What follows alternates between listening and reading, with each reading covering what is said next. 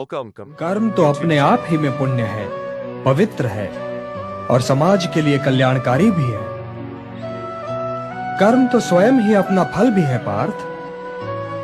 परंतु यदि तुम समाज कल्याण के कार्य में स्वयं अपना हित मिला लोगे तो तुम्हारा वो कर्म अशुद्ध और अशुभ हो जाएगा। इसलिए हे पार्थ, निष्काम कर्म के मार्ग पर चलो, क्योंकि कर्म फल तो तुम्हारे वश में है ही नहीं।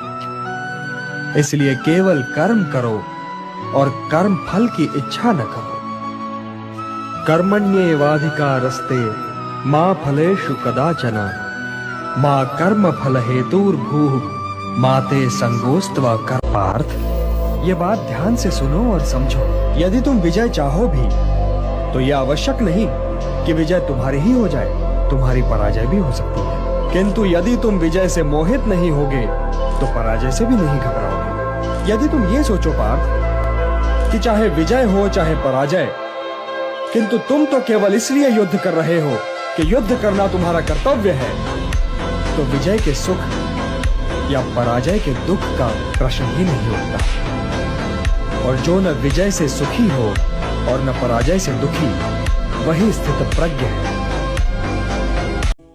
सर्वेभ्यः पापकृत्तमः सर्वं ज्ञानप्लवेनैव वृजिनम संतरिष्यसि। तो तुम भी ज्ञान की नौका में बैठकर पाप के सागर को पार कर जाओ। ये समझ लो पार्थ कि जैसे अग्नि सब कुछ जलाकर भस्म कर देती है, वैसे ही ज्ञान की अग्नि कर्म फल की इच्छा, फल की प्राप्ति न होने पर आने वाले क्रोध और उस क्रोध के सहारे आगे बढ़ने वाले मोह को जलाकर भस्म कर देती है।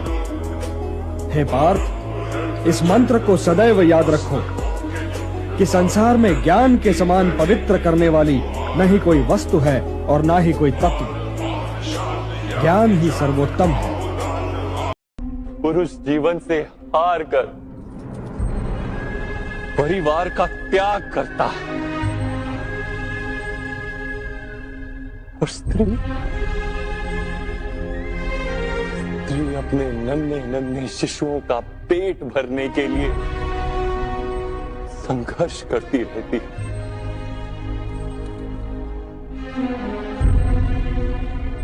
सारे संसार के दुखों की गिनती कीजिए, स्पष्ट दिखाई देगा कि पुरुषों की तुलना में स्त्रियां कहीं अधिक दुख भोगती हैं। कि किस प्रकार के समाज की रचना की है हमने, जहां मनुष्य जाति का आधा भाग दूसरे आधे भाग को निरंतर कुचलता रहता है, और वही कुचली हुई स्त्रियां मनुष्य के समग्र भविष्य को जन्म देती।